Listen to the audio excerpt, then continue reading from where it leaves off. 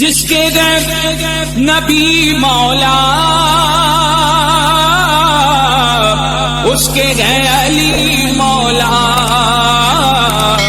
اس کے غیب علی مولا،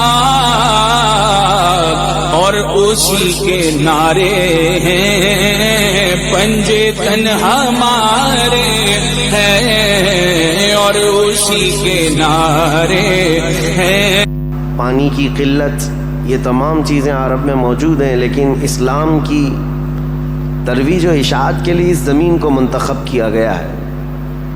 پہلی بات تو اگر میں اس تاریخ کی ابتدا کے لیے کہوں تو ظاہر سی بات ہے، کل ہم نے عرض کیا اسلام آدم علیہ السلام سے چلا، لیکن عرب کی سرزمین پر یہ دین ابراہیمی کے نام سے آیا۔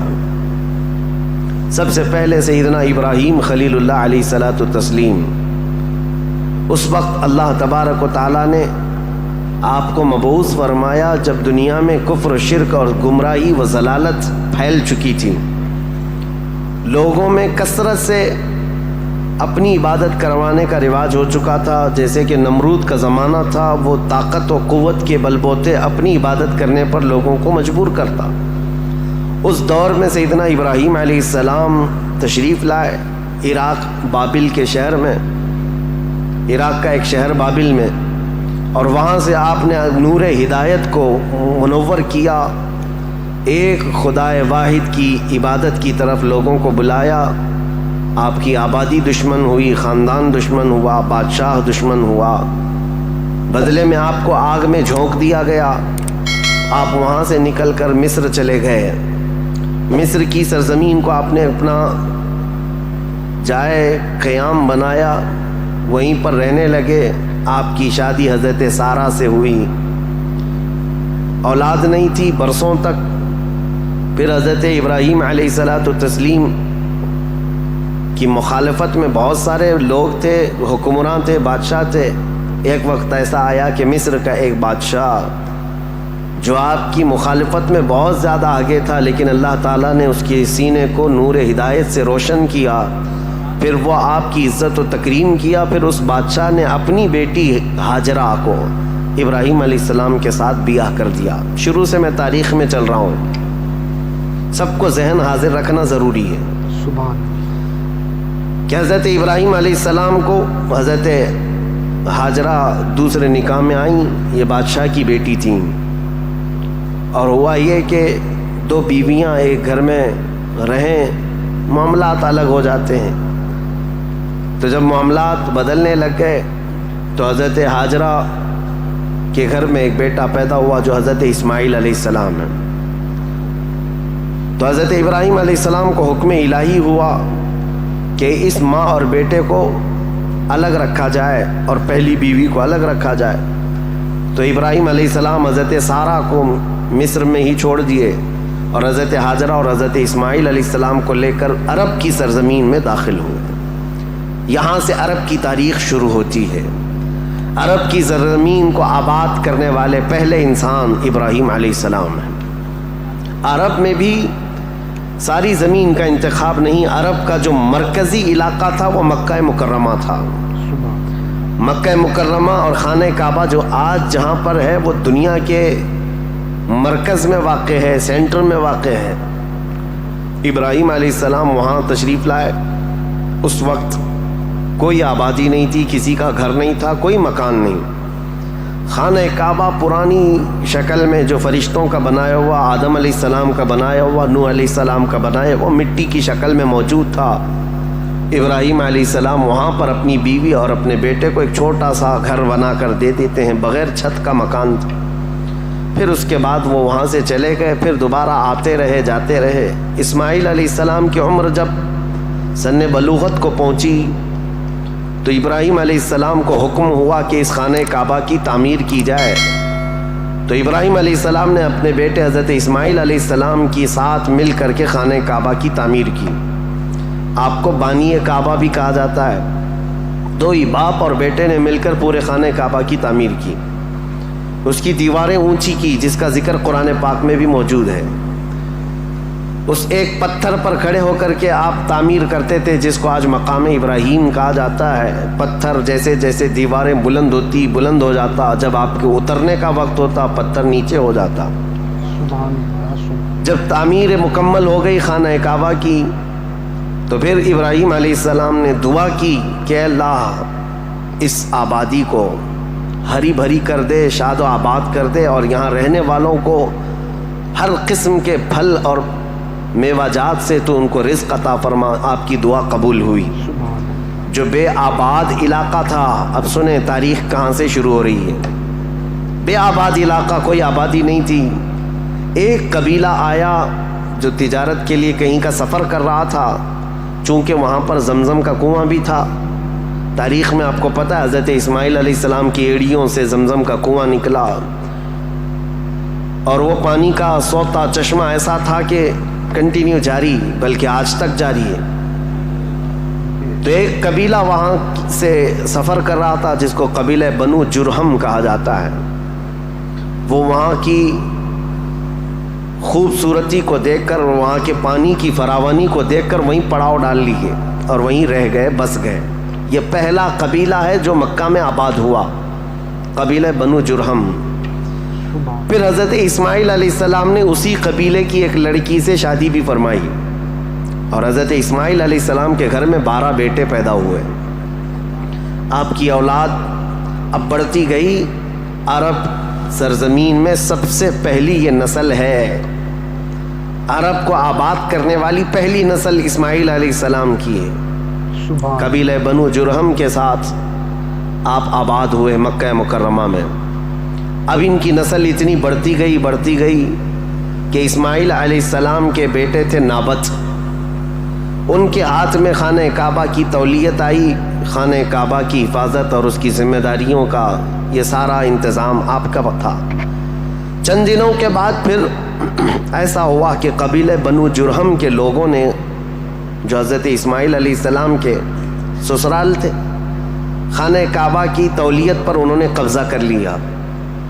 اسماعیل علیہ السلام کی اولاد نے کوئی بھی ان کے ساتھ جھگڑا نہیں کیا، کسی بھی طرح کا برا برتاؤ نہیں کیا، کیونکہ ننیال کے تھے۔ تو کئی سالوں تک قبیلہ بنو جرہم کا خانہ کعبہ پر قبضہ باقی رہا، لیکن انہوں نے بدعنوانیاں شروع کر دیں۔ خانہ کعبہ کے پاس لوگ جو دور دور سے آتے تھے دنیا میں، حاجی، اس وقت بھی ہر سال حج ہوا کرتا تھا، ان کے ساتھ برا سلوک کرنا، ان سے چڑھاوے لینا، ان سے زیادہ مانگ کرنا، یہ سب چیزیں ہونے لگی۔ تو پھر حضرت اسماعیل علیہ السلام کی اولاد نے دوبارہ خانہ کعبہ کی تولیت اپنے ذمے لے لی۔ تولیت کہتے ہیں ذمہ داری، جس سے متولی کہا جاتا ہے، جیسے مسجد کا متولی ہوتا ہے، تولیت اسی کو کہتے ہیں۔ خانہ کعبہ کی خدمت کی ذمہ داریاں۔ اب یہ زمانہ چلتا رہا۔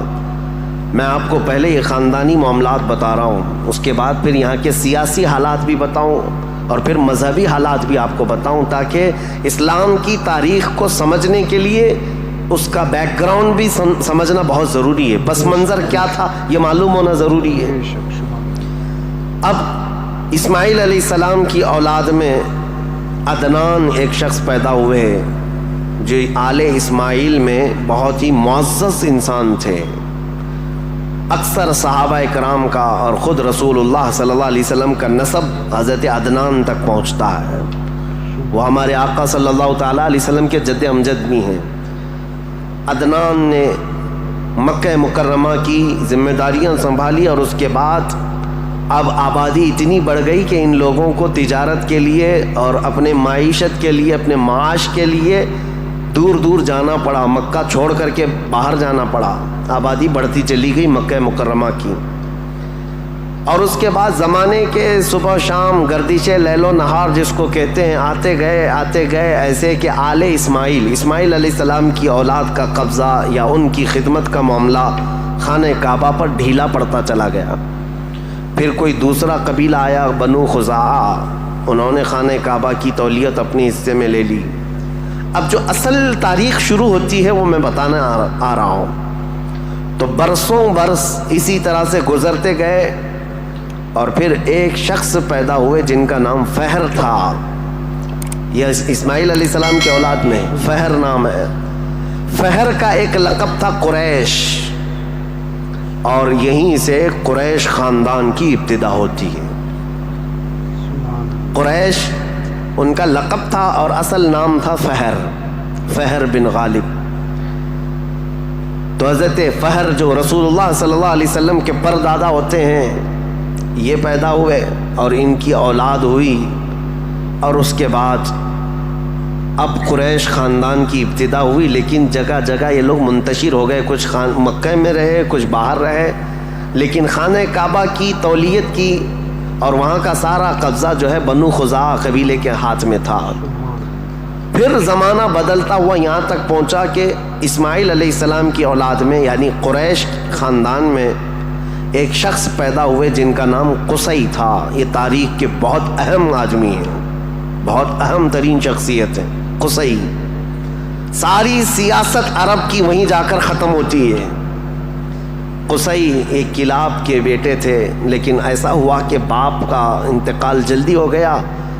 قصی جو ہے بنو عزرہ قبیلے میں ہی پرورش پائے اپنے ننیال میں. جوان ہوئے تو آپ کو بتایا گیا کہ تمہارا خاندان تو اسماعیل علیہ السلام کا خاندان ہے اور خانہ کعبہ کے وہ ذمہ دار رہے ہیں، متولی رہے ہیں.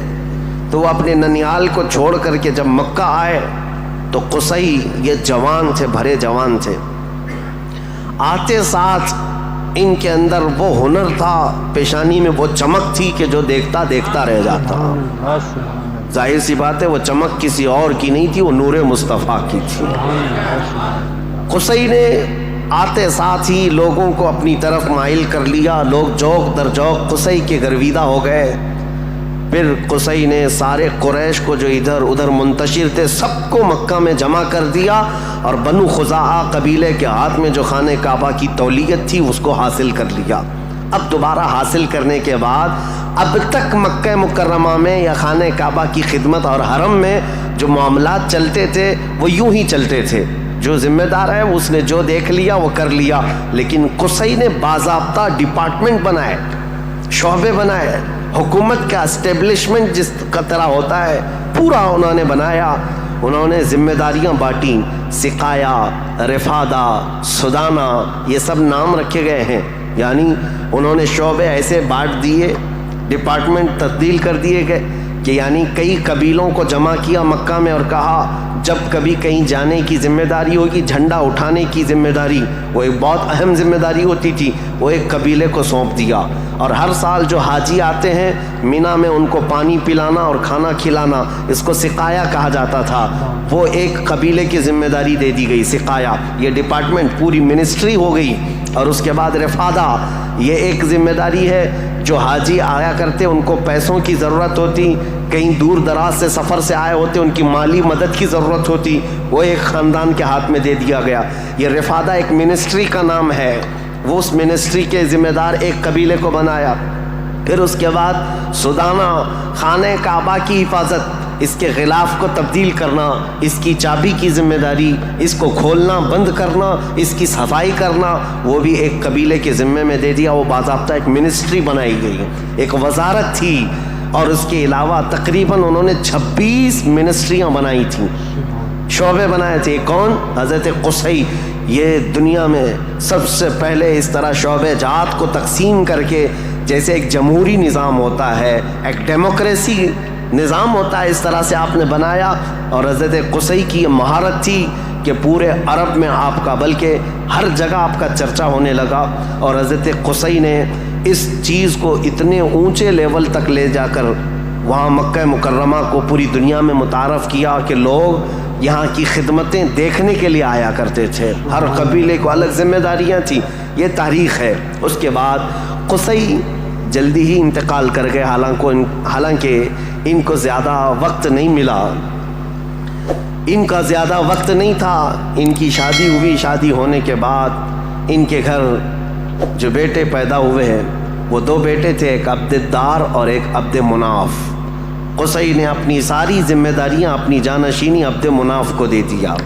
عبد مناف یہ بہت ہی پاکیزہ اخلاق کے انسان تھے اور لوگوں میں بہت ہی معزز تھے، مکرم تھے. عبد مناف کے ذمے میں جو کام آئے تھے وہ جس طرح ان کے باپ قصی نے بانٹے تھے، اس کے بعد اپنے مناف کے بیٹے پیدا ہوئے جو عرب قبیلوں میں نہیں قریش خاندان میں سب سے افضل انسان سمجھے جاتے تھے، وہ حضرت ہاشم ہیں۔ ہاشم، ان کا لقب ہاشم اس لیے تھا کہ یہ اتنے فیاض تھے، اتنے سخی تھے کہ اپنا مال کا اکثر حصہ پورا حاجیوں کو کھلانے میں تقسیم کرتے تھے۔ ایک بار عرب میں قحط پڑ گیا تھا، لوگ بھوکے تھے اور لوگوں کے پاس مال و دولت کی کمی بہت زیادہ آ گئی، تو حضرت ہاشم نے سال بھر روٹیوں کے ٹکڑے کر کے ان کو شوربے میں ڈبو کر لوگوں کو پیٹ بھر کر کھلاتے تھے، اس لیے آپ کا لقب ہاشم ہوا۔ ہاشم اس ذمہ داری کو اس طرح سے سنبھالتے ہیں کہ خانہ کعبہ کی تولیت وغیرہ عبدالدار کے پاس تھی۔ سقایا رفادہ، جس کو میں ابھی نام دے کر کے جو منسٹریاں بتایا کہ یہ الگ الگ قبیلوں کے ذمے تھی، تو عبدالدار جو ایک ان کے پردادا کے ہی خاندان میں لوگ تھے، انہوں نے بدعنوانیاں شروع کی تھیں، ٹیکس لگایا، حاجیوں سے پیسہ لیا، یہ تمام چیزیں ہونے کی وجہ سے حضرت ہاشم نے وہ ذمہ داریاں بھی اپنے ہاتھ میں لے لیں۔ اب قریش خاندان میں حضرت ہاشم کے پاس جو ذمہ داریاں تھیں وہ یہ تھیں کہ آپ رفادہ یعنی حاجیوں کو مالی مدد دینے کے بھی آپ ہی ذمہ دار تھے، سقایا مینا میں حاجیوں کو پانی پلانے کے ذمہ دار بھی آپ ہی تھے، اور سدانہ خانہ کعبہ کی چابی اور کلید بردار جو کہتے ہیں وہ بھی ذمہ داریاں آپ نے لے لی تھیں۔ اتنا ہی نہیں، ندوہ ایک وہاں کی ایسی بیٹھک کا نام ہے جو عدالت بھی ہے، پارلیمنٹ بھی ہے، مشورے کی جگہ ہے، جہاں سب کے فیصلے کیے جاتے تھے، وہ بھی حضرت ہاشم کے ذمے میں تھی۔ حضرت ہاشم، ان کا بھی معاملہ ایسا ہوا کہ انہوں نے شادی فرمائی اور ان کے ہاں ایک ہی بیٹا پیدا ہوا جن کا نام شیبہ تھا۔ حضرت ہاشم کے گھر ایک بیٹا پیدا ہوا شیبہ، اور اس کے بعد حضرت ہاشم کا انتقال ہو گیا۔ شیبہ بچپن میں ہی اپنے باپ سے محروم ہوئے، اور ان کے چچا تھے مطلب جن کا نام تھا، ہاشم کے بھائی، سگے بھائی تھے۔ مطلب نے یہ شیبہ کو گود لے لیا اور پرورش کی، اور اتنی اچھی پرورش کی کہ لوگ جو ہے شیبہ کو ان کے اصلی نام کی بجائے مطلب کا غلام یا مطلب کا بیٹا کہتے ہوئے عبد المطلب ہی کہنے لگ گئے۔ یہ عبد المطلب میرے آقا صلی اللہ تعالیٰ علیہ وسلم کے سگے دادا ہیں، عبد المطلب، ان کا اصل نام شیبہ ہے۔ اب یہ خانہ کعبہ کی تولیت کی ذمہ داری سب سے لمبے عرصے تک سنبھالنے والے یہی ہیں، کافی لمبا ٹائم ان کو ملا۔ عبد المطلب کے زمانے میں ہی وہ اصحاب فیل کا واقعہ پیش آیا جو ابرہہ بادشاہ خانہ کعبہ کو ڈھانے آیا تھا، یہ حضرت عبد المطلب کے زمانے میں پیش آیا۔ حضرت عبد المطلب کے بھی تقریباً کافی اولاد ہوئیں، بیٹے ہوئے 12 کے قریب ان کی بھی اولاد ہوئیں۔ آپ نے ایک منت مانی تھی کہ اگر میں اپنے سارے بچوں کو جوانی کے حالت میں دیکھ لوں تو ان میں سے ایک بیٹا اللہ کی راہ میں قربان کر دوں گا۔ جب سارے بچے آپ کے جوان ہو گئے تو حضرت عبد المطلب خانہ کعبہ کے پاس گئے، اور اس کے بعد آپ نے قرعہ اندازی کی اپنے بیٹوں کے نام نکال کر کے کہ کس بیٹے کا نام نکلے گا جس کو قربان کیا جائے۔ تو آپ نے جب قرعہ اندازی کی تو آپ کے چھوٹے بیٹے حضرت عبداللہ کا نام نکلا، قربانی کے لیے حضرت عبداللہ کا نام نکلا۔ حضرت عبد المطلب کے وہ سب سے زیادہ محبوب تھے، نور نظر تھے۔ آپ نے سارے لوگوں سے مخاطب ہو کر کے کہا کہ اس مسئلے کو کیسے حل کریں، تو سارے لوگوں نے کہا کہ اللہ رب العزت کے معاملات اللہ کے حوالے اس کو چھوڑ دو۔ پھر آپ نے خواب میں دیکھا کہ اس کا معاملہ ایسا ہے کہ اپنے اس نور نظر محبوب بیٹے کی قربانی کی بجائے ان کی جگہ 100 اونٹ قربان کر دیے جائیں، تو 100 اونٹ قربان ہوں گے لیکن آپ کے بیٹے کی قربانی بھی مان لی جائے گی کہ آپ نے بیٹے کو بھی قربان کیا۔ آپ نے حضرت عبداللہ کی جگہ پر 100 اونٹ قربان کیے۔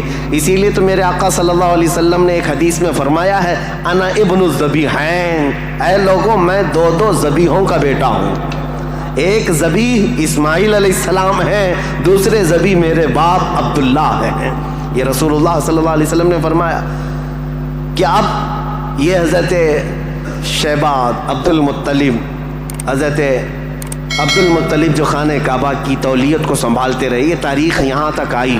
آل اسماعیل ہیں، یہ اسماعیل علیہ السلام کی اولاد۔ تاریخ کو میں نے شروع کیا تھا حضرت ابراہیم علیہ السلام سے، پھر اب حضرت عبد المطلب رضی اللہ تعالیٰ عنہ خانہ کعبہ کی تولیت سنبھالتے رہے، اور اس کے بعد اپنے سارے بیٹوں کی شادیاں کیں، ان میں اپنے چھوٹے بیٹے حضرت عبداللہ کی شادی آپ نے، کہ ایک قبیلہ جو مدینہ طیبہ میں آباد تھا وہب بن عبد مناف کا، ان کی بیٹی حضرت آمنہ سے کی، جو سب سے معزز قبیلے کی خاتون تھیں، پاکیزہ تھیں، طیبہ تھیں، طاہرہ تھیں۔ رسول پاک صلی اللہ تعالیٰ علیہ وسلم کے والد ماجد عبداللہ نے حضرت آمنہ سے شادی کی۔ یہ شادی بھی بڑی مشہور شادی ہوئی، کیونکہ حضرت عبداللہ کو کئی عورتیں دیکھتی تھیں اور شادی کی خواہش رکھتی تھیں۔ مکہ میں کئی لوگوں نے پیغامات دیے تھے، اور اس کے بعد جب حضرت آمنہ سے انہوں نے شادی کی تو ایک خاتون ہے جو حضرت عبداللہ کی شادی کے لیے بہت کوشش میں لگی تھی، انہوں نے حضرت عبداللہ کو دیکھا اور اس کے بعد کہا، شادی کے بعد تمہاری پیشانی پر کوئی چیز چمکتی تھی وہ اب نظر نہیں آتی ہے، پہلے میں دیکھا کرتی تھی، جس پر میں گرویدہ تھی میرے عزیزوں، وہ چمک اور وہ نور کوئی اور نہیں، میرے مصطفیٰ کا نور نبوت تھا، جو آدم علیہ السلام سے چلتا ہوا آیا ہے اور ان کے باپ حضرت عبداللہ تک آیا۔ پھر حضرت عبداللہ حضرت آمنہ سے نکاح کر کے رہ رہے تھے، اور تجارت کی غرض سے آپ حضرت عبداللہ ملک شام کی طرف جا رہے تھے۔ درمیان میں جو یثرب علاقہ تھا، آج کا وہ مدینۃ المنورہ ہے، وہاں حضرت عبداللہ کو کچھ بیماریاں ایسی لگ گئیں، کیونکہ یثرب جو علاقہ ہے اس کو پہلے بیماریوں کا گڑھ کہا جاتا تھا، وہاں جو جاتا بیمار ہو جاتا تھا۔ اس وقت انہوں نے وہاں کا سفر کیا تھا اور بیماریاں لگ گئی، اور آنے سے پہلے آپ کا انتقال ہو گیا، عبداللہ کا انتقال ہو گیا، حضرت عبداللہ کا۔ اور پھر چند ماہ گزرے تھے، 6 مہینے کے بعد پورے عالم میں جو ایک عجیب کیفیت طاری تھی، عرب کی یہ تاریخ میں آپ کو بتا رہا ہوں کہ یہاں پر اب حالات کیا تھے۔ حضرت آمنہ کے گھر رسول پاک صلی اللہ تعالیٰ علیہ وسلم حمل سے ہیں، لیکن اس سے پہلے میں اب پس منظر بتاتا ہوں، بیک گراؤنڈ بتاتا ہوں، دنیا میں کیا چل رہا تھا، اس وقت حالات کیسے تھے۔ اس کو میں ڈیوائیڈ کر کے اگر بتاؤں، سیاسی حالات اور مذہبی حالات۔ سیاسی حالات میں یعنی پالیٹکس کے اعتبار سے دیکھا جائے تو حکومت اور تسلط، قبضہ زیادہ کس کا تھا؟ اس دور میں سب سے بڑی 2 حکومتیں تھیں، ایک پرشین امپائر اور ایک رومن امپائر۔ روم کی حکومت اور فارس کی حکومت، ان دونوں کا بہت بڑا اثر و رسوخ تھا، پوری دنیا کی بات کر رہا ہوں، یہ سپر پاور طاقتیں تھیں۔ عرب میں بعض لوگ پرشین امپائر کے انڈر میں کام کرتے تھے، بعض لوگ رومن امپائر کے انڈر میں کام کرتے تھے۔ مذہب کے اعتبار سے ہم بعد میں بات کرتے ہیں۔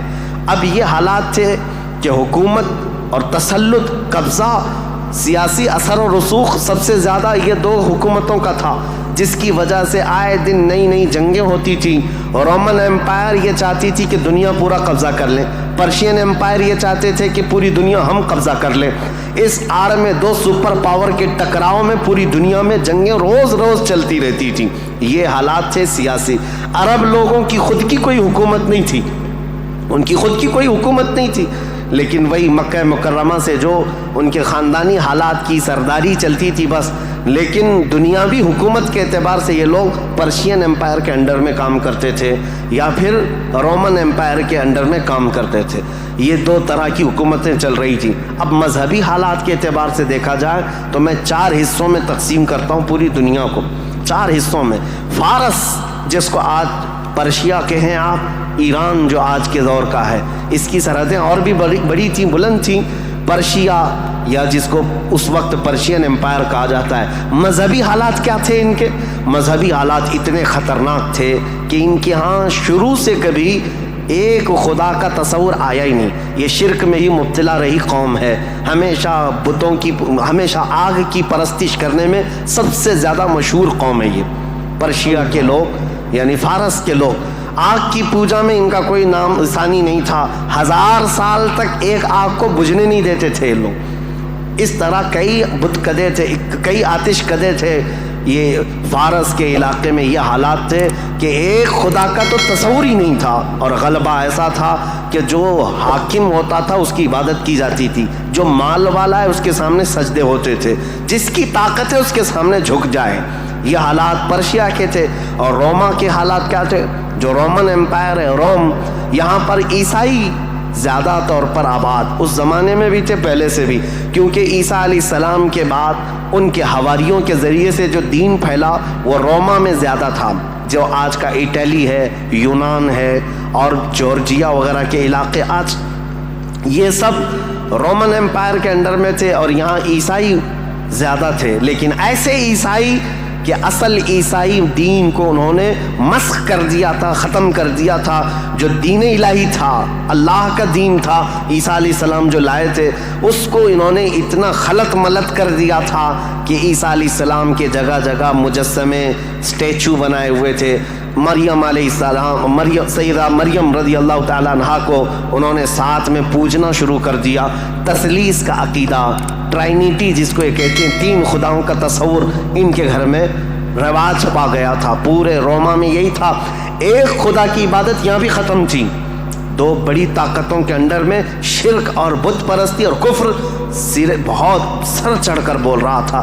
یہاں اللہ کو پہچاننے والے اور اللہ کی عبادت کرنے والے تقریباً ناپید ہو چکے تھے۔ عیسیٰ علیہ السلام کی جو آپ کا عروج ہوا آسمانوں پر، آپ کو اللہ تعالیٰ نے آسمانوں پر جو اٹھایا، وہ زمانہ بیت کر کے بھی 570 سال گزر رہے تھے۔ ان 570 سالوں میں کوئی نبی نہیں آیا۔ عیسیٰ علیہ السلام کے بعد سے لے کر 570 سال کا زمانہ، اس کو زمانہ فترت کہا جاتا ہے۔ زمانہ فترت دو نبیوں کے بیچ کے زمانے کو کہتے ہیں۔ اس بیچ میں کوئی نبی نہیں آیا، جس کی وجہ سے حالات اتنے گمبھیر تھے۔ پرشیا کے حالات میں نے بتایا، جگہ جگہ آگ کی پوجا، آگ کی پوجا، آگ کو ہی طاقتور مانا جاتا۔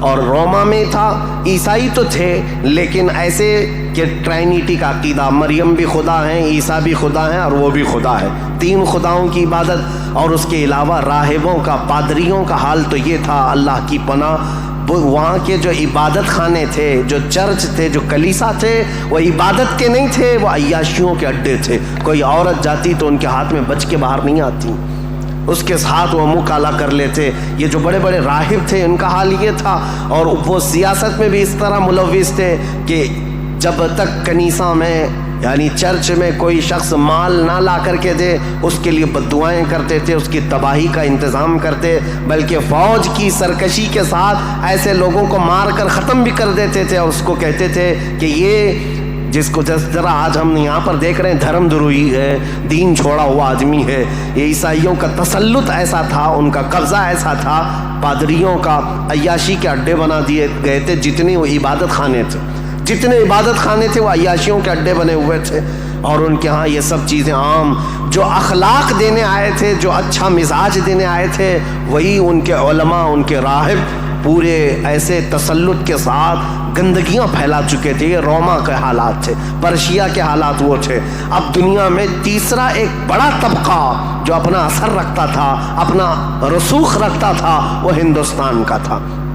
ہندوستان جس کو ہم اکھنڈ بھارت کہیں، یہ ہندوستان، اس کی سیمائیں، اس کی سرحدیں اتنی نہیں تھی جو آج کشمیر سے کنیا کماری تک یا گجرات سے لے کر کے بنگال کی کھاڑیوں تک ہے، بلکہ اس کی سیمائیں ایران کی سرحدوں تک پہنچتی تھی۔ افغان، پاکستان، بنگلہ دیش، نیپال، جو آج ایک الگ الگ ریاستوں میں، الگ الگ ملکوں میں تبدیل ہیں، یہ سب ہندوستان کے علاقے ہوا کرتے تھے۔ ہند اس وقت کے حالات کیا تھے ہندوستان کے، میں اس وقت کی بات کر رہا ہوں، عیسیٰ علیہ السلام کے عروج آسمانی کے 570 سال کے بعد ہندوستان کے حالات بڑے دیگرگوں تھے، کیونکہ یہاں پر بھی شروع سے بت پرستی بہت زیادہ تھی، بلکہ تاریخ نگاروں نے لکھا ہے اس وقت ہندوستان کی آبادی اگر 1 کروڑ تھی تو یہاں کے خدا جو بنائے گئے تھے وہ 2 کروڑ تھے۔ یعنی انسانوں کی آبادی سے بڑھ کر کے خدا تراشے گئے تھے، ہر قبیلے کا نہیں، ہر خاندان کا نہیں، بلکہ ہر انسان کا 2 خدا، 3 خدا، 4 خدا، جس کی جیسی حیثیت ویسے خدا بنائے ہوئے تھے۔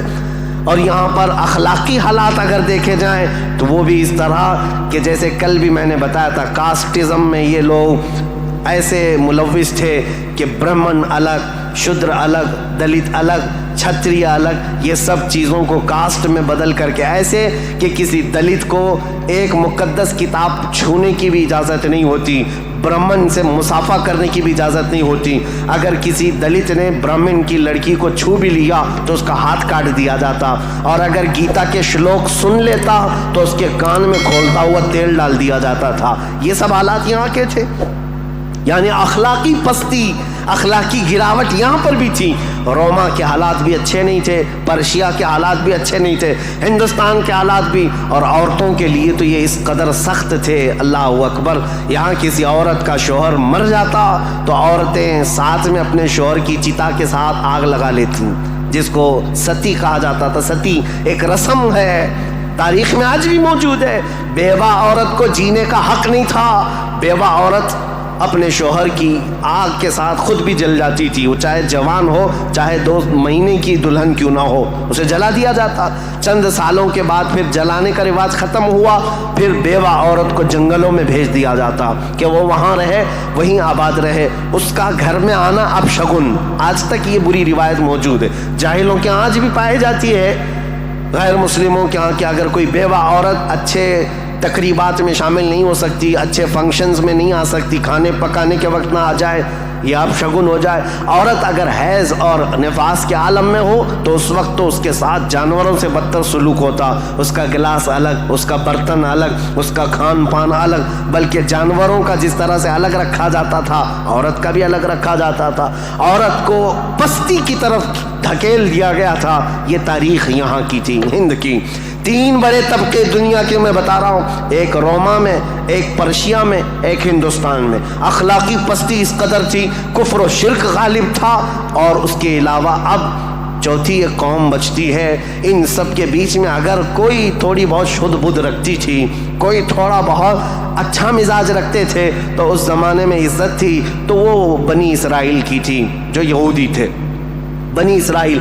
लेकिन उनके हालात ऐसे थे कि गुरूर और घमंड उनको इतना था कि वो ये कहते थे कि पूरी रूए ज़मीन पर सबसे अफजल लोग हम हैं, अल्लाह के महबूब हम हैं, अल्लाह के बेटे हम हैं, हमको अल्लाह कभी अजाब नहीं देगा, कभी अल्लाह हमको आग नहीं दिखाएगा।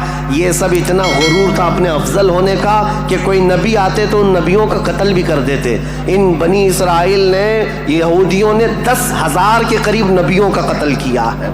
10,000 के करीब नबियों का कत्ल किया ये बनी इसराइल। और अल्लाह की लानत इन पर ऐसी, अल्लाह का गज़ब इन पर ऐसा, गैरिल मग़दूबि अलैहिम वलद्दालिन पढ़ते हैं आप। और कुरान पाक में अल्लाह ताला ने फरमाया है कि अल्लाह वबाउ बिग़ज़बिन मिनल्लाह, वो अल्लाह के गज़ब के साथ लौटी हुई कौम है। यहूदी जो थे बनी इसराइल, उस दौर में इनका हाल ये था कि थोड़े बहुत ये बुत परस्ती तो नहीं करते थे, दूसरे खुदाओं की तरफ झुकते तो नहीं थे, लेकिन सूद खोरी इनकी फितरत में दाखिल थी। सूद इतना खाते थे कि किसी भी गरीब की ज़िंदगी तबाह और बर्बाद कर देते। सूद का निज़ाम सबसे ज़्यादा ये यहूदियों की तरफ से। और आज भी पूरी दुनिया को क्रेडिट के प्लेटफॉर्म पर लाकर खड़ा करने वाली कौम कोई और नहीं, ये इजराइली हैं, ये यहूदी हैं। पूरी दुनिया को क्रेडिट बांट करके, उनको कर्जा दे करके, उधार दे करके उस पर नफ़ा लेना, उस पर इंटरेस्ट कमाना, ये यहूदी फितरत में दाखिल था। और ये सूद की लानत उनके साथ आज से नहीं पहले से है। इसको हलाल समझ करके खाते हैं, इसको तुर्रा इम्तियाज समझते हैं, और ये समझते हैं ये हमारी अक्लमंदी है, हमारी दानाई है कि हम पूरी दुनिया का माल अपनी तरफ खींच लेते हैं। इसको वो अपनी अक्लमंदी समझते हैं, जबकि अल्लाह का गज़ब है उनके साथ। ये चौथी कौम थी जो बुराइयों में मुलव्विस थी, सूद खोरी में मुलव्विस थी, नबियों का कत्ल, बल्कि किताबों को यूं फेंक देते, अगर उनके मिजाज के मुताबिक कोई मसला नहीं मिलता तो फेंक देते और कहते ये किताब अल्लाह की है ही नहीं। तौरात को नहीं मानते, तेलमूद को नहीं मानते, जिसको आज ओल्ड टेस्टामेंट कहा जाता है, या बाइबल को न्यू टेस्टामेंट, जो इंजील हुआ करती, इन किताबों को फेंक देते। इनके मिजाज के मुताबिक अगर आयतें मिलती तो ठीक है, नहीं तो फेंक देते। ये चौथी कौम थी। अब दुनिया की ये हालात थे, दुनिया में ये हालात, जहाँ जहाँ देखें औरतों का इस्तेहसाल या फिर जिना, शराब नोशी, ये सब उरूज पर थे। रोमा में, पर्शिया में, हिंदुस्तान में और बनी इसराइल यहूदियों के दरमियान अब जो 5वीं कौम अलग बनती है वो अरब की सरजमीन पर थी। अरब लोग थे, अरब जो आले इस्माइल हैं, इस्माइल अलैहिस्सलाम की औलाद, ये आए थे अल्लाह ताला के मुंतखब ज़मीन पर, لیکن کثرت سے ان کے ہاں بھی برائیاں گھر کر گئی تھیں. یہ ایسے ہو گئے تھے کہ ان کے ہاں بتوں کی تراشنے کی عادت بڑھ گئی. انہوں نے اپنے ہاتھوں سے خدا بنا لیے تھے. خانہ کعبہ جو مرکز تھا وحدانیت کا، اس خانہ کعبہ کے اندر بھی انہوں نے بت رکھ دیے تھے. اور خانہ کعبہ کی چھت پر ایک بت ہوا کرتا تھا جس کا نام حبل تھا، ایک بت تھا جس کا نام عزا تھا. اس کی پوجا کرنا تو حج کے ارکان میں شامل کر دیا تھا. حج کے ارکان میں تھا عزا کی پوجا کرنا. یہ حبل وہاں پر تھا. لات ایک بت کا نام تھا، عزا تھا، منات تھا. یہ سب بتوں کے نام ہیں جو انہوں نے کوئی صفا مروا پر رکھ دیے تھے. کچھ کو خانہ کعبہ کی چھت پر رکھا تھا، کچھ کو دروازے کے اندر رکھا تھا. طواف کرتے تھے ان بتوں کے سامنے آ کر کے، ننگے طواف کرتے تھے، بغیر کپڑے کے خانہ کعبہ کا طواف کرتے، ایک ہاتھ آگے اور ایک ہاتھ پیچھے رکھ کر کے. مرد ہو کہ عورتیں ہو، اس طرح سے وہ خانہ کعبہ کا طواف کرتے. یہ برائیاں ان کے ہاں بہت اخلاقی پستی میں گرتے چلے آئے. اور اس کے بعد یہ بت پرستی اتنے عروج پر ہو گئی کہ یہ اپنے خداؤں کے چڑھاوے اتنے چڑھاتے تھے. دور دراز سے لوگ آتے تھے تو سال میں ایک مرتبہ ان خداؤں کے نام پر انسانوں کی بلی بھی چڑھتی تھی. کوئی جوان منتخب کر لیا جاتا اور وہ خوشی سے تیار ہوتا، اپنی گردن اس کی رکھ دی جاتی. مینا کی وادی میں اس کو ذبح کر دیا جاتا، کاٹ کر کے اس کا خون بتوں کو لگا دیا جاتا. اور یہ کہتے کہ ہم مقرب ہو رہے ہیں، ہم مکرم ہو رہے ہیں، ہم عزت والے ہو رہے ہیں. یہ تمام چیزیں تھیں. اور اس کے علاوہ ان کے ہاں شراب بہت زیادہ عام تھی. چوری کرنے والے کچھ قبیلے خاص تھے عرب میں، اور ان کا پیشہ ہی تھا راستے پر رکنا اور جاتے آتے قافلوں کو ڈاکہ زنی کرنا اور مال لوٹنا.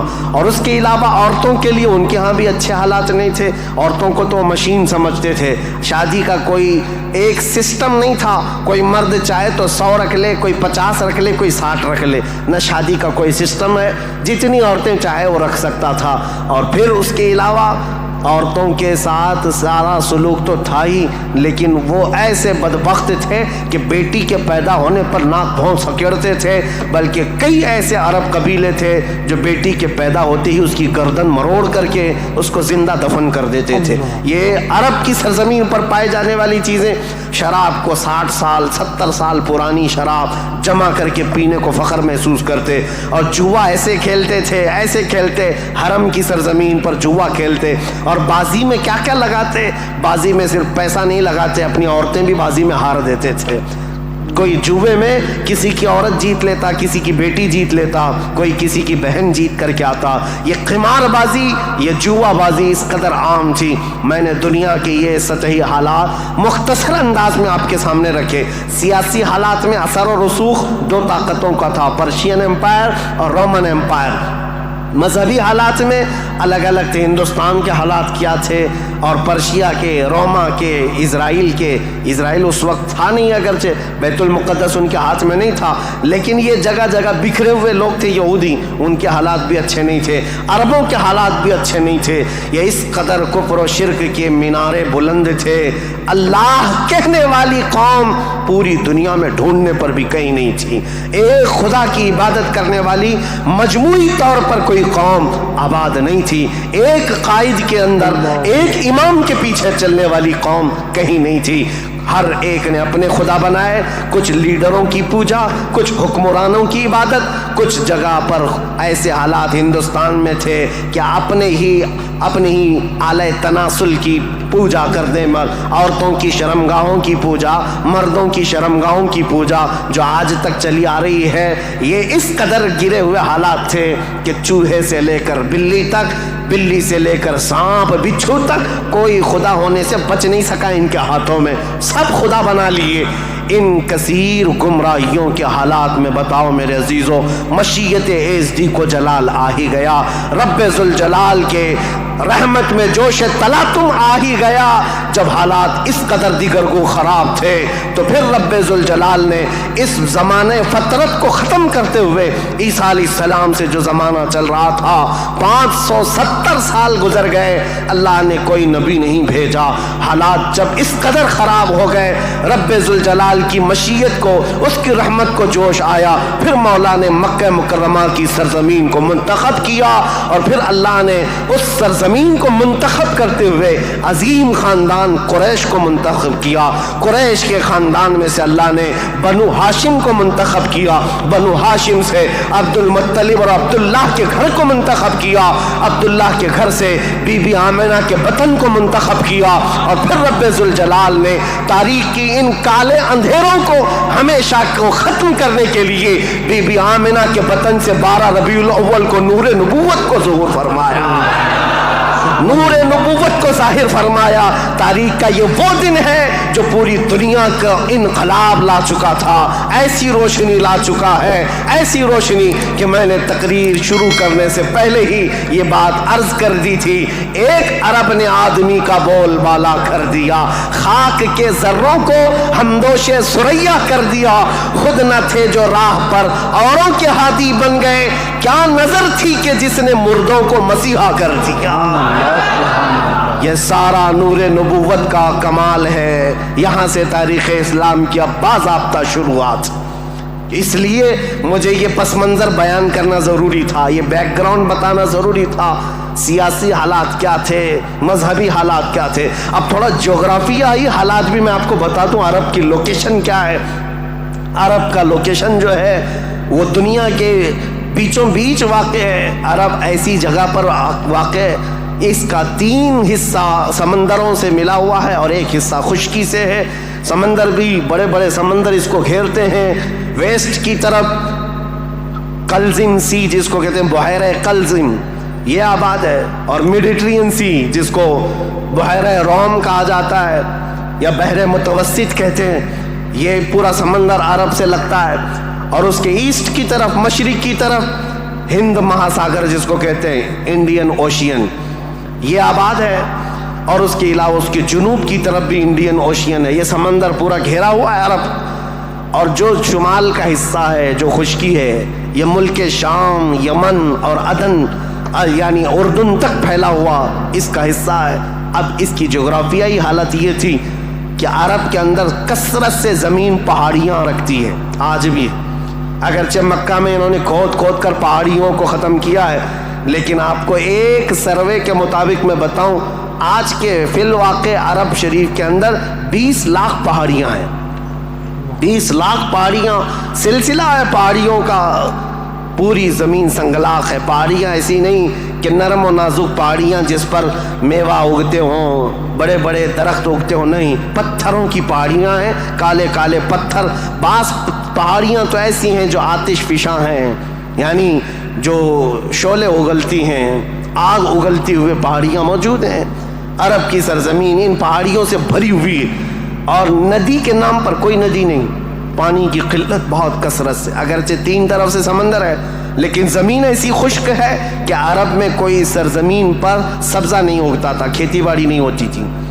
बारिश का हाल ये है कि साल में अगर 2-4 दिन आ गई तो ठीक है।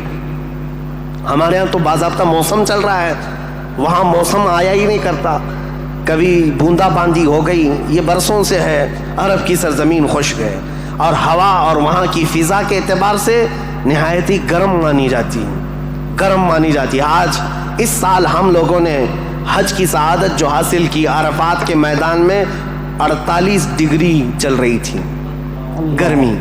48 डिग्री की गर्मी में हाजियों ने हज अदा किया है। हमारे यहाँ 37 डिग्री 38 डिग्री आ जाए तो हा हू करते हैं, और हम बाहर निकलने को पसंद नहीं करते। वहाँ 48 डिग्री में बग़ैर छत के हुज्जाजे किराम हज करते रहे। इसीलिए अरबों की सरजमीन जो है नहायत गर्म मानी गई है।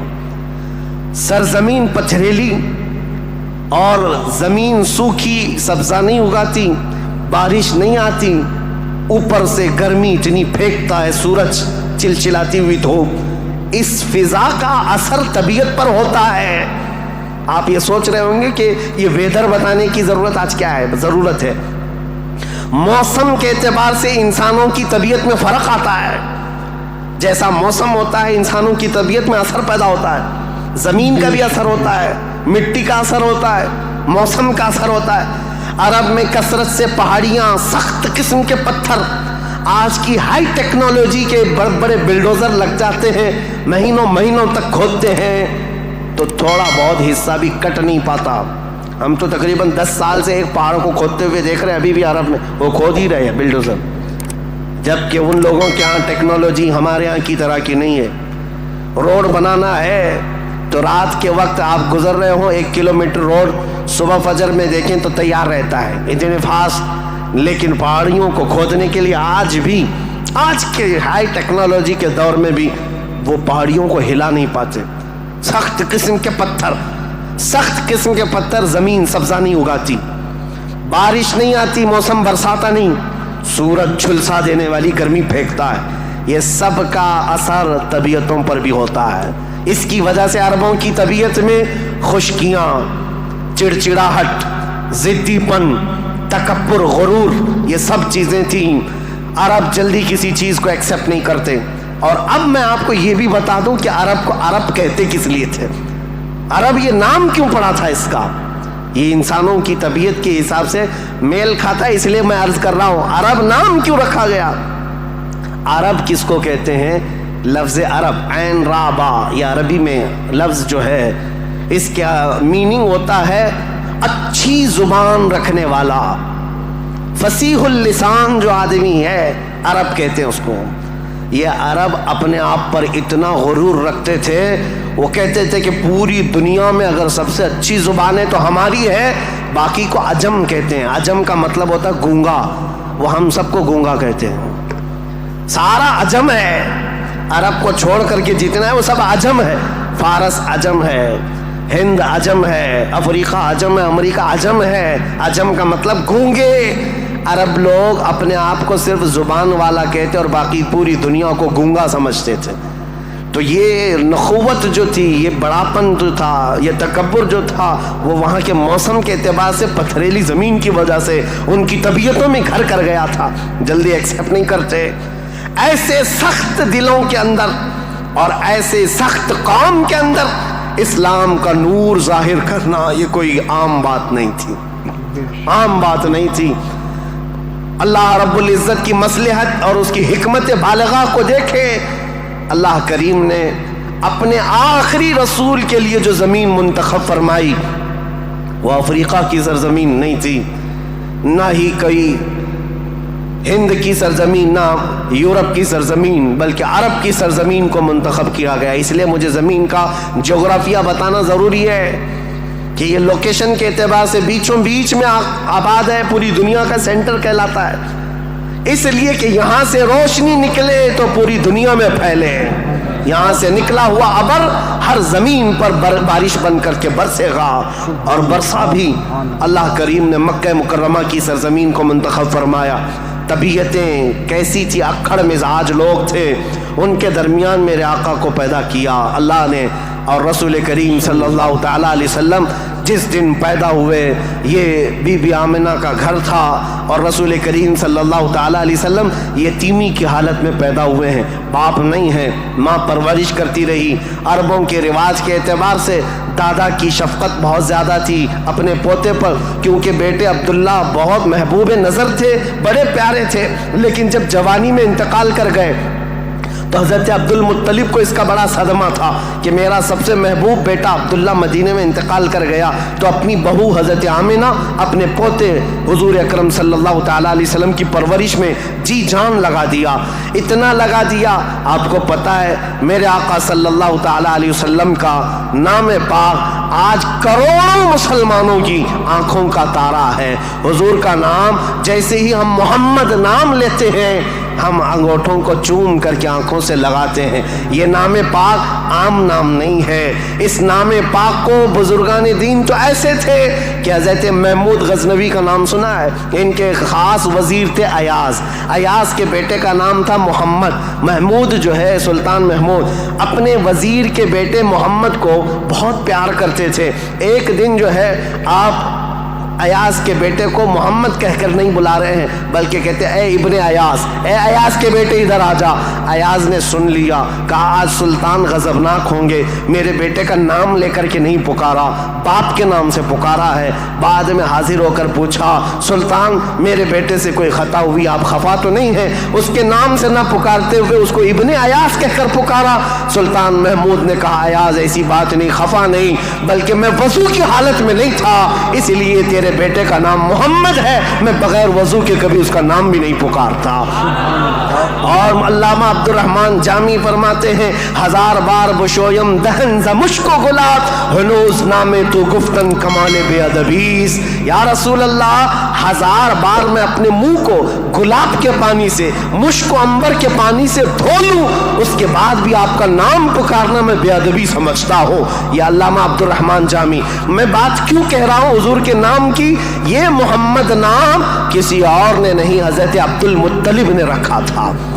آپ کے دادا، آپ کے جد امجد جیسے ہی حضور کی پیدائش ہوئی تھی گھر دوڑے دوڑے آئے تھے بی بی آمنہ کے، اور فوراً اٹھا کر کے گودی میں لے لیا اور خانہ کعبہ کے پاس آئے اور خانہ کعبہ کے سامنے ہاتھ پھیلاتے ہوئے اللہ کی بارگاہ میں عرض کرنے لگے اللہم ھذا ابنی سمیتہ محمدا، اے اللہ دیکھ یہ میرا بیٹا ہے اور میں نے اس کا نام محمد رکھا ہے۔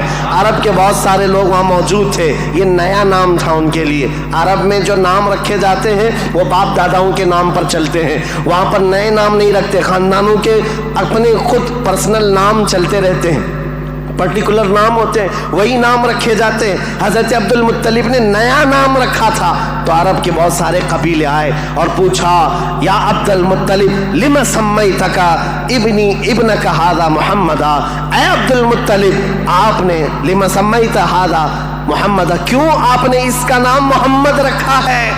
تو حضرت عبد المطلب مسکرائے اور کہا تمہیں پتہ ہے محمد کا نام کا مطلب کیا ہے، محمد کے میننگ کیا ہے؟ کہا محمد کہتے کسے ہیں؟ محمد اس کو کہتے ہیں جس کی سارے لوگ تعریف کریں، سب سے زیادہ جس کی تعریف کی جائے اس کو محمد کہا جاتا ہے۔ حضرت عبد المطلب نے کہا میں نے اپنے اس بیٹے کا نام محمد اس لیے رکھا ہے کہ جب بھی کوئی نام لے تو نہ چاہتے ہوئے بھی میرے بیٹے کی تعریف ہو ہی جائے۔ آج میرے آقا کی شان میں کسی کو گستاخی کرنا بھی ہو، میرے آقا کا نام محمد لیتا ہے تو پہلے حضور کی تعریف کر ہی رہتا ہے، وہ کر کے ہی رہتا ہے۔ عزیزان گرامی وقار، حضور اکرم صلی اللہ تعالیٰ علیہ وسلم کو حضرت عبد المطلب نے بڑی شفقت دی۔ عرب کے مشہور قانون اور وہاں کے دستور کے مطابق کہ عرب لوگ اپنے بچوں کی حفاظت کے لیے، یعنی ان کی زبان کی حفاظت کے لیے دیہاتوں میں بھیجتے تھے کہ ان کی زبان محفوظ رہے۔ شہروں کی زبان جو ہے مکس ہو جاتی ہے، جیسے ممبئی کی زبان، اس کا کوئی عطا پتہ نہیں ہے، اس میں یو پی بھی ملا ہوا ہے اور راجستھان بھی ہے، گجراتی بھی ہے، کرناٹکی بھی ہے، سب ملا کر کے مکس ہو گئی کیونکہ ہر جگہ کے لوگ یہاں پر موجود ہیں۔ یہ شہر ہے اور شہروں میں ہر علاقے کے لوگ آتے ہیں، اپنی اپنی تھوڑی تھوڑی سی باتیں اس میں داخل کر دیتے ہیں اور یہ ایک مکسچر لینگویج بن جاتی ہے اور اس کو پتہ ہی نہیں رہتا اس کی اوریجنل لینگویج کیا تھی۔ مکہ ایسا تھا کہ ہر جگہ سے لوگ آتے تھے، حج کے لیے آتے تھے اور کئی کئی مہینے رہتے تھے، تو کچھ لوگ عربی جانتے نہیں تھے، کوئی فارسی اس میں داخل کر دیا، کوئی الگ زبان عبرانی داخل کر دیا، سریانی داخل کر دیا، تو وہاں پر زبان کی حفاظت کی بہت ضرورت تھی کیونکہ اس دور میں سب سے بڑا اگر کوئی عہدہ تھا تو زبان کا تھا۔ زبان جس کی اچھی ہو وہ عرب میں سب سے زیادہ عزت والا تھا، تو اس کے لیے مائیں اپنے بچوں کی زبان کی حفاظت کے لیے بچپن میں ان کی پرورش مکہ میں نہیں کرتی تھی، باہر بھیجتی تھی۔ اس رواج کے چلتے ہوئے 6 مہینے کے بعد حضور صلی اللہ تعالیٰ علیہ وسلم 6 مہینے حضرت آمنہ کی گود میں تھے، پھر وہ حلیمہ سعدیہ کے بخت چمکے نصیبے چمکے کہ وہ دایا تھیں بنو سعد قبیلے کی۔ طائف سے آگے ایک علاقہ بنو سعد آج بھی موجود ہے، طائف سے 80 کلومیٹر دور، وہاں سے وہ آئی تھی، 180 کلومیٹر کا سفر کر کے آئی تھی۔ اور مکہ مکرمہ میں انہوں نے رسول پاک صلی اللہ تعالیٰ علیہ وسلم کو گود لے لیا. تفصیلات میں نہیں بتا رہا ہوں, تاریخ ہے کیونکہ ہم مولد شریف میں تفصیلات بیان کرتے ہیں, یہ تاریخ اسلام ہے, اس کے لیے میں چلتی چلتی مختصر جھلکیاں رکھ رہا ہوں. حلیمہ سعدیہ لے کر گئیں, 2 سال پرورش کر کے واپس لے آئیں حضرت آمنہ کے گھر. حضرت آمنہ اپنے نور نظر کو لے کر ساتھ رہتی. جب حضور کی عمر 6 سال کی ہوئی تھی تو 6 سال کی عمر میں حضرت آمنہ مدینہ نکلی, کیونکہ ان کا ننیحال بھی تھا اور اپنے شوہر حضرت عبداللہ کی قبر بھی وہاں تھی. انتقال کے بعد سے وہ گئی نہیں تھیں, تو اپنے بیٹے کے بڑے ہونے کے بعد حضور صلی اللہ تعالیٰ علیہ وسلم کو لے کر کے وہ مدینے گئیں, ننیحال گئیں, اور اس کے بعد یعنی حضور کے ننیحال اور پھر واپسی میں حضرت عبداللہ کی قبر سے ہوتے ہوئے آ رہی تھیں. وہاں کی بیماریاں حضرت آمنہ کو بھی جکڑ لیں. ایسی بیمار ہوئیں کہ ابوا ایک جگہ ہے بدر کے قریب, ابوا مدینہ اور مکہ کے بیچ میں, حضرت آمنہ وہ زیادہ دیر آگے چل نہ سکیں, وہیں پر آپ کی وفات ہو گئی. حضور پاک صلی اللہ علیہ وسلم کی عمر پاک 6 سال کی ہے. خود رسول محترم صلی اللہ علیہ وسلم نے اپنے ہاتھوں سے اپنی ماں کو دفن کیا. حضور کے ساتھ اس وقت آپ کے والد کی ایک کنیز تھیں ام ایمن, یہ ساتھ رہتی تھیں. اور بس حضور صلی اللہ تعالیٰ علیہ وسلم واپس مکہ جب آئے, حضرت عبد المطلب کو جیسے پتہ چلا کہ حضرت عبداللہ کی بیوی آمنہ بھی انتقال کر گئیں, وہ فرط غم میں, جوش غم میں حضور صلی اللہ تعالیٰ علیہ وسلم کو ایسے قریب کر لیے کہ ایک لمحے کے لیے بھی اپنے آنکھوں سے اوجھل نہیں ہونے دیتے. لیکن ہوا کیا, مشیت عز دی جو چاہے. 8 سال کی عمر تھی میرے آقا کی, دادا حضرت عبد المطلب بھی فوت ہو گئے. یہ دور گزرتا گیا. دادا حضرت عبد المطلب نے اپنے انتقال سے پہلے اپنے بیٹے حضرت عبداللہ کے سگے بھائی جناب ابو طالب کے حوالے کر دیا تھا اپنے اس پوتے کو. حضور صلی اللہ تعالیٰ علیہ وسلم کو جناب ابو طالب کے حوالے کر دیا اور کہا کہ تم اس کی نگرانی کرنا. تو جناب ابو طالب نے ایسی نگرانی کی کہ ابو طالب کے گھر میں بیٹے تو ہوئے, ان کے بیٹے عقیل ہیں, ان کے بیٹے جعفر ہیں, ان کے بیٹے حیدر کرار, علی و مرتضیٰ ہیں, لیکن حضور صلی اللہ تعالیٰ علیہ وسلم کی پرورش میں ایسا کمال کا کردار ادا کیا کہ اپنے بیٹوں کو بھی کچھ نہیں سمجھتے حضور کے آگے, حضور اکرم صلی اللہ علیہ وسلم کے آگے. ایک روایت جو ہے بدن میں رونگٹے کھڑے کر دیتی ہے. میں آج بھی بحث نہیں کروں گا ایمان ابو طالب کے متعلق, ہمارا قتل آرا بحثوں میں سے ہے, ہمارا ٹاپک آج تاریخ اسلام ہے. لیکن ان کی پرورش کا انداز ایسا تھا. صرف ایک بات اگر میں بتا دوں, شعب ابی طالب میں جب 3 سال تک مکہ والوں نے حضور صلی اللہ علیہ وسلم کا بائیکاٹ کیا تھا, سوشل بائیکاٹ, کبھی بھی حملہ ہونے کا اندیشہ رہتا تھا کہ لوگ آ کر کے حضور کو قتل نہ کر دیں. رات کے وقت, کیونکہ عرب اتنے دشمن تھے رسول پاک صلی اللہ علیہ وسلم کے اعلان نبوت کی بات کر رہا ہوں, یہ روایت بیچ میں عرض کر رہا ہوں. جناب ابو طالب رات کے وقت جب حضور سو جاتے تھے تو ان کو اٹھا کر کے دوسری جگہ سلاتے, اور حضور صلی اللہ علیہ وسلم کی جو جگہ خاص تھی, حضور کی جو چادر تھی, اس جگہ اپنے بیٹے کو سلا دیتے تھے. اور یہ کہتے ہماری نیند کے وقت میں اگر کوئی دشمن آ کر حملہ بھی کرے تو محمد پر حملہ نہ ہو, میرے بیٹے پہ حملہ ہو. یہ کمال کی شفقت کے ساتھ انہوں نے پرورش کی ہے رسول اللہ صلی اللہ علیہ وسلم. جب آپ کی عمر پاک 12 سال کی تھی حضور اکرم صلی اللہ علیہ وسلم کی, جناب ابو طالب کے ساتھ آپ تجارت کے لیے نکلے ملک شام, کیونکہ خاندانی مشغلہ تھا تجارت. ابو طالب ساتھ میں لے کر کے گئے. یہ وہ ٹرننگ پوائنٹ ہے تاریخ کا کہ بیچ راستے میں ایک بحیرہ راہب, ایک عیسائی پادری تھا, جہاں پر یہ قافلہ رکا تھا. بحیرہ راہب نے دیکھ کر کے ہی کہا ہذا سید المرسلین, یہ رسولوں کا سردار آیا ہے. عیسائیوں نے پوچھا تمہیں کیسے پتا؟ کہا میں نے ان کو دیکھا, یہ 12 سال کی عمر کے, جب یہ آ رہے تھے رات کے وقت پہاڑوں کے اوپر سے اتر رہے تھے, میں نے دیکھا کہ سارے پہاڑ سارے جتنے بھی درخت ہیں وہ اس 12 سالہ لڑکے کے لیے سجدے میں گرے ہوئے ہیں. اور میں نے دیکھا کہ دن میں یہ جب چلتے ہیں تو سورج کی روشنی ان پر نہیں پڑتی, بادل کا ایک سایہ ان کے اوپر سایہ بنائے ہوئے چلتا ہے, بادل کا ایک ٹکڑا سایہ بنائے ہوئے چلتا ہے. یہ بحیرہ راہب نے ابو طالب کو بلا کر پوچھا یہ کون ہے؟ کہا میرا بھتیجا ہے.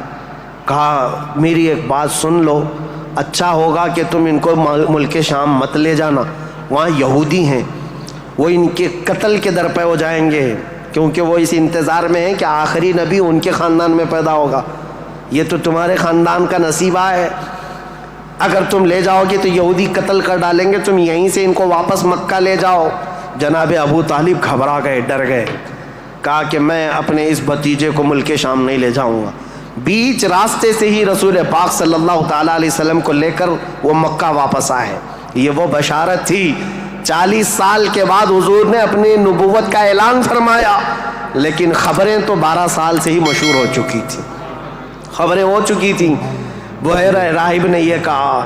اس کے بعد حضور پاک صلی اللہ تعالیٰ علیہ وسلم تجارت کو اپناتے رہے۔ جب آپ کی عمر پاک 25 سال کی تھی تو مکہ مکرمہ کی ایک معزز خاتون، بڑی مالدار خاتون تھی، حضرت خدیجہ، جن کے 2 شوہروں کا انتقال ہو چکا تھا۔ اب وہ کسی سے شادی کرنے کے موڈ میں کبھی نہیں تھیں، لیکن وہ بڑی مالدار تھیں۔ انہوں نے اپنا مال تجارت کسی کو دے کر کے، انویسٹ کروا کر کے تجارت کرواتی تھیں۔ جب ان کو پتہ چلا محمد صلی اللہ علیہ وسلم بڑے امانت دار ہیں، بڑے ہی دیانت دار ہیں، تو اپنا مال ان کو دیا اور کہا کہ تم تجارت کرو اور نفع کما کر کے لے آؤ۔ رسول پاک صلی اللہ علیہ وسلم ان کا مال تجارت لے کر ملک شام گئے، اور اتنا نفع ہوا اس مال میں۔ واپس جب آ رہے تھے تو حضرت خدیجہ کا ایک غلام میسرہ تھا۔ حضرت خدیجہ نے کہا تھا میسرہ تم ہمیشہ محمد پر نظر رکھنا، دیکھتے رہنا یہ کیسی کیسی تجارت کرتے ہیں، کتنا نفع کرتے ہیں، اسی لیے نہیں کہ خرد برد ہوگا، اس لیے کہ مدد کے طور پر۔ جب یہ قافلہ واپس مکہ آ رہا تھا، اب پھر ٹرننگ پوائنٹ ہے یہاں پر، حضرت خدیجہ اپنے گھر کے بالا خانے پر بیٹھ کر کے اپنا نفع شدہ قافلہ جو مکہ میں داخل ہو رہا ہے اس کو دیکھنے کے لیے بیٹھی ہوئی تھی۔ بڑا گھر تھا، بڑا محل تھا۔ جب وہ اوپر سے نظارہ کر رہی تھی، وہیں سے دیکھ کر کے وہ گرویدہ ہو گئی کہ اتنی دور سے دیکھ رہی تھی، قافلہ صاف نظر نہیں آ رہا تھا، لیکن چہرہ محمد سب سے زیادہ چمکتا ہوا نظر آ رہا ہے۔ حضرت خدیجہ کہتی ہے میں نے چاند کو بھی اتنا تیزی سے چمکتے نہیں دیکھا جس طرح ملک شام سے یہ لوٹتا ہوا قافلہ محمد کا چمکتا ہوا چہرہ لے کر آ رہا تھا۔ حضرت خدیجہ کہتی ہیں عجیب حالت تھی، قافلہ تو تجارت کر کے آ رہا ہے، لیکن میں نے دیکھا اس قافلے کے اوپر جو دھوپ کا وقت ہے، اس وقت آسمان کا ایک ٹکڑا، بادل کا ایک ٹکڑا سایہ بن کر کے چلتا ہوا آ رہا ہے، جس طرف محمد جا رہا ہے اس طرف وہ ٹکڑا بھی چلتا جا رہا ہے۔ آگے پیچھے نہ جانے کون سی مخلوق چل رہی تھی۔ حضرت خدیجہ کا دل یہیں سے بے قرار ہوا۔ ملک شام سے تجارت کر کے واپس آنے کے بعد، جبکہ حضرت خدیجہ کی 2 شادیاں آلریڈی ہو چکی تھی، انتقال ہو چکے ان کے شوہروں کے، 40 سال کی عمر ہو چکی تھی، شادی کرنے کا کوئی خیال نہیں تھا، لیکن حضور پاک کے چہرے پاک کو دیکھنے کے بعد، ان کی خصوصیات دیکھنے کے بعد، نفع لیتے ہی آپ نے پیغام بھیج دیا محمد صلی اللہ تعالیٰ علیہ وسلم سے، کہا کیا آپ مجھ سے نکاح کرنا چاہیں؟ وہ روح محمد صلی اللہ تعالیٰ علیہ وسلم کی گرویدہ خاتون، ان کا پیغام پہنچتے ہی رسول پاک صلی اللہ تعالیٰ علیہ وسلم نے خود سے قبول نہیں کیا، اپنے چچاؤں اور پھوپھیوں کے درمیان اس مسئلے کو رکھا۔ جناب ابو طالب تھے، سارے پھوپھیاں اور چچا بیٹھے، ان کے سامنے رکھا کہ حضرت خدیجہ کے پیغام نکاح آیا ہوا ہے۔ سارے لوگوں نے کہا تمہیں پتہ ہے خدیجہ پورے مکہ میں طاہرہ کے نام سے جانی جاتی ہیں، سب سے پاکیزہ خاتون۔ عزت تو ایسی تھی کہ ادنا سے ادنا آدمی بھی اور اونچا سے اونچا آدمی بھی حضرت خدیجہ کی طرف چہرہ اٹھا کر نہیں دیکھتا، ان کی عزت بڑی تھی۔ کہا کہ اگر محمد تمہارے لیے ان کی طرف سے پیغام آیا ہے تو قبول کر لو۔ رسول پاک صلی اللہ تعالیٰ علیہ وسلم نے جواب بھیجا کہ مجھے بتایا گیا ہے کہ مکہ میں سب سے شریف خاتون اگر کوئی ہے تو خدیجہ کا نام ہے۔ میرے عزیزو، خاتون شریف کیوں نہ ہوگی؟ اس لیے کہ جس کے پیٹ سے پیدا ہونے والی بیٹی فاطمۃ الزہرا ہو، سیدہ کائنات ہو، تو پھر ماں کا عالم کیا ہو سکتا ہے؟ اللہ کریم نے یہ انتخاب فرمایا تھا۔ رسول کریم صلی اللہ تعالیٰ علیہ وسلم نے اس نکاح کو دل و جان سے پسند کیا۔ نکاح کی تقریب ہوئی۔ نکاح کی تقریب میں جناب ابو طالب اور حضور کے سارے چچا اور پھوپھیاں بھی شریک ہوئے۔ خطبہ نکاح کا خطبہ جناب ابو طالب نے پڑھا تھا. وہ خطبہ آج بھی موجود ہے جو میرے آقا صلی اللہ تعالیٰ علیہ وسلم کے پہلے نکاح میں خطبہ ہوا تھا. اس خطبے کے بعد نکاح مقرر ہونے کے بعد رسول کریم صلی اللہ تعالیٰ علیہ وسلم کی یہ شریک حیات، یہ رفیق حیات، یہ محبوب رب العالمین سیدہ خدیجہ حضور کی ایسی وفا شعار خاتون بن کر کے رہی کہ اللہ کی قسم آج بھی پوری روئے زمین پر جو میرے آقا کی اولاد سادات کے نام سے جانی جاتی ہیں وہ کہیں اور نہیں، وہ خدیجہ کی بیٹ سے پیدا ہونے والی اولاد ہے. حضرت خدیجہ کے بطن سے میرے آقا کی 6 اولاد ہوئیں، 3 بیٹے اور 3 بیٹیاں. رسول کریم صلی اللہ تعالیٰ علیہ وسلم کی 6 اولاد کی ماں حضرت خدیجہ ہے. یہ بڑی الفت و محبت کی زندگی گزری ہے میرے آقا صلی اللہ علیہ وسلم کی. لیکن جب میرے آقا کی عمر پاک 50 سال کی ہوئی اور حضرت خدیجہ کی عمر اس وقت تقریباً آپ اندازہ کر سکتے ہیں 25 سال زیادہ تھی، 75 سال کی خاتون تھی. 75 سال کی خاتون، اللہ اکبر، 75 سال کی خاتون کس کو کہتے ہیں؟ عمر کا وہ پڑاؤ جس میں بوڑھا اپنے اعضاء سے مجبور ہو جاتا ہے اور اس کے پٹھے جواب دے جاتے ہیں، چلنا پھرنا دوبھر ہو جاتا ہے. لیکن قسم خدا کی جب میں یہ روایت پڑھتا ہوں کہ جب رسول کریم صلی اللہ تعالیٰ علیہ وسلم 3000 فٹ اونچی پہاڑی غار ہرا میں جا کر عبادت کرتے تھے، کبھی 2 دن تک نہیں آتے تھے، تو 75 سال کی یہ خاتون دن میں 2 مرتبہ پہاڑی پر جاتی تھی کھانا لے کر کے اور اترتی تھی. آج میں بتاؤں ہم جیسوں کی جوانی میں 1 مرتبہ پہاڑ پر چڑھ کر کے آ جائیں 8 دن تک پٹھے درد کرتے ہیں، پیر درد کرتے ہیں. میں سمجھ نہیں پاتا وہ خدیجۃ الکبریٰ کی وفا شعاری کو دن میں 2 مرتبہ اپنے نبی پاک اپنے رفیق حیات کے لیے اوپر جاتی تھی، نیچے آتی تھی. کبھی رسول اللہ پہاڑ سے اتر رہے ہوتے، حضرت خدیجہ گھر کے باہر آ کر کھڑی ہوتی، کڑی دھوپ ہوتی، سورج کی تمازت ہوتی، لوگ چلتے پھرتے کہتے خدیجہ اپنے شوہر کا انتظار کر رہی ہو؟ کہتی ہاں میرے شوہر پہاڑ سے اتر رہے ہیں، غار ہرا سے آ رہے ہیں. اس وقت لوگ کہتے خدیجہ اندر چھاؤں میں بیٹھو، انتظار کرو، ان کے آنے میں کافی وقت ہے. خدیجہ کہتی میرا دل گوارا نہیں کرتا میرا شوہر دھوپ میں اتر رہا ہو اور ان کی عورت چھاؤں میں بیٹھی رہے. جب تک وہ دھوپ میں اترتے رہیں گے میں دھوپ میں کھڑی رہوں گی. یہ وفا شعاری ایسی تھی. آپ کو پتا ہے سب سے پہلی وہی قرآن کی جو غار ہرا میں آئی ہے، جبرائیل امین لے کر کے آئے ہیں. اسلام کی تاریخ میں اگر یہ نہ بتائیں تو ابتدا ہی نہ ہوگی، کیونکہ رسول اللہ صلی اللہ تعالیٰ علیہ وسلم جب 40 سال کی عمر میں تھے غار ہرا میں جا کر عبادت کرتے، جبرائیل امین آئے قرآن کی آیتیں لے کر اور حضور سے کہا اقرا. حضور نے کہا ما انا بقاری، میں نہیں پڑھوں گا. وہ کہتے تھے پڑھو، حضور کہتے میں نہیں پڑھوں گا. سینے سے سینہ لگا کر دبوچتے تھے. 3 مرتبہ ہوا، 4تھی مرتبہ کہا اقرا بسم ربک الذی خلق، پڑھو اس رب کے نام سے جس نے پیدا کیا ہے. رسول محترم صلی اللہ تعالیٰ علیہ وسلم نے پڑھنا شروع کیا اور پھر آیتیں سب سے پہلے جو آئی ہیں اسلام کی ابتدا نور الہی کا ظہور ہے، نور الہی کا نزول ہے. اللہ کا کلام اتر رہا ہے پہاڑ پر، پہاڑ کی چوٹیوں پر، جس کو آج بھی جبل نور کہا جاتا ہے. نور کی پہاڑی جہاں نور اترا، نور کا پہاڑ ہے. اور کس پر اترا؟ جس پر اترا وہ نور علی نور ہے. قرآن کی آیتیں آئیں اقرأ بسم ربک الذی خلق خلق الانسان من علق اقرأ وربک الاکرم الذی علم بالقلم علم الانسان ما لم یعلم. یہ 5 آیتیں دے کر جبرائیل امین چلے گئے. رسول پاک صلی اللہ تعالیٰ علیہ وسلم پر جو وحی آئی تھی اس کا اثر ایسا تھا، سخت ٹھنڈیوں کے دن تھے، موٹے موٹے پسینے کے بوند پیشانی سے نکلتے تھے. جب رسول پاک تشریف لائے پہلا واقعہ دیکھا تھا حضور نے، پہلا واقعہ تھا جبرائیل امین اس طرح آیتیں لے کر آئے. یہ آیتیں اترنا آسان بات نہیں. قرآن خود کہتا ہے، میرا مولا فرماتا ہے اگر ہم یہ پہاڑوں پر اتار دیتے پہاڑ ریزہ ریزہ ہو جاتے، ٹکڑے ٹکڑے ہو جاتے، لیکن قلب مصطفیٰ نے اس کا بوجھ اٹھا لیا ہے. رسول اللہ کے دل نے اس امانت کو اٹھایا تھا، لیکن چل کر کے دنیا کا وہ پہلا انسان، دنیا کی وہ پہلی شخصیت ہے جس کو قرآن سنایا میرے آقا نے، وہ کوئی اور نہیں، ام المومنین سیدہ خدیجۃ الکبریٰ ہے. آئے رسول پاک صلی اللہ تعالیٰ علیہ وسلم، گھر آتے ہی فرمایا میرے پاس ایک فرشتہ آیا، سینے سے سینے لگایا اور اس نے یہ آیتیں اللہ کی طرف سے سنائی، مجھے کمبل اڑاؤ، زمیلونی زمیلونی، بار بار کہتے مجھے کمبل اڑاؤ، سخت ٹھنڈیاں لگ رہی ہیں۔ سیدہ خدیجۃ الکبریٰ کی باتیں یاد رکھو، تاریخ میں آج بھی لکھی ہوئی ہیں۔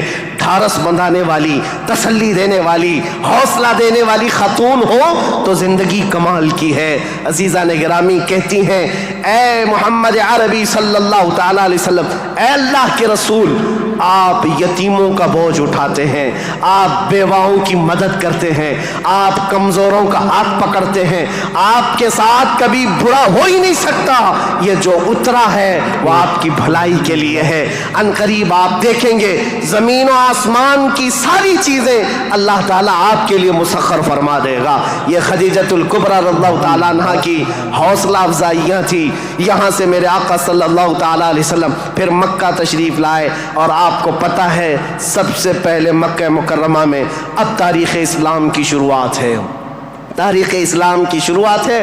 اسلام کی تاریخ سے پہلے میں نے اتنا بیک گراؤنڈ بتا دیا، تاریخ بتا دی، حالات بتا دیے، سیاسی حالات، مذہبی حالات، اخلاقی حالات۔ اب جو شروعات ہوئی وہ کہاں سے؟ غار حرا سے شروعات ہوئی، اور اس کے بعد سب سے پہلے گھر آئے میرے آقا، اور سب سے پہلا مسلمان جو اسلام میں داخل ہوتا ہے وہ کوئی اور نہیں، ام المومنین خدیجۃ الکبریٰ، گھر والی سب سے پہلے اسلام میں داخل ہوئی ہیں۔ روایتوں کی تطبیق کے اعتبار سے الگ الگ مفسرین محدثین نے بیان کیے، سب سے پہلے اسلام لانے والوں میں صدیق اکبر بھی ہیں، مولا کائنات بھی ہیں، اور حضرت خدیجہ بھی ہیں، حضرت زید بھی ہیں، حضرت بلال بھی ہیں۔ سب کی کیٹیگری کے حساب سے ان کو اول درجے میں رکھا گیا۔ عورتوں میں سب سے پہلے حضرت خدیجہ، بچوں میں مولا کائنات۔ بہرحال سب سے پہلا جو اسلام شروع ہو رہا ہے وہ حضرت خدیجہ خود کے گھر سے رسول اللہ نے شروع فرمایا، اور اس کے بعد پھر مکہ والوں کو جمع فرمایا۔ مکہ کے سارے لوگ حضور کی بڑی عزت کرتے تھے، لوگ اپنی امانتیں حضور کے پاس رکھتے۔ آپ کا لقب تھا امین اور صادق، لوگ آپ کو امین کہہ کر پکارتے یا صادق کہہ کر پکارتے۔ اپنے مشوروں میں حضور کو دیکھتے تھے تو خوشیوں سے پھولے نہیں سماتے تھے۔ وہ کہتے کہ اگر محمد کسی مجلس میں بیٹھ جائے تو اللہ کی رحمت ہی رحمت ہے۔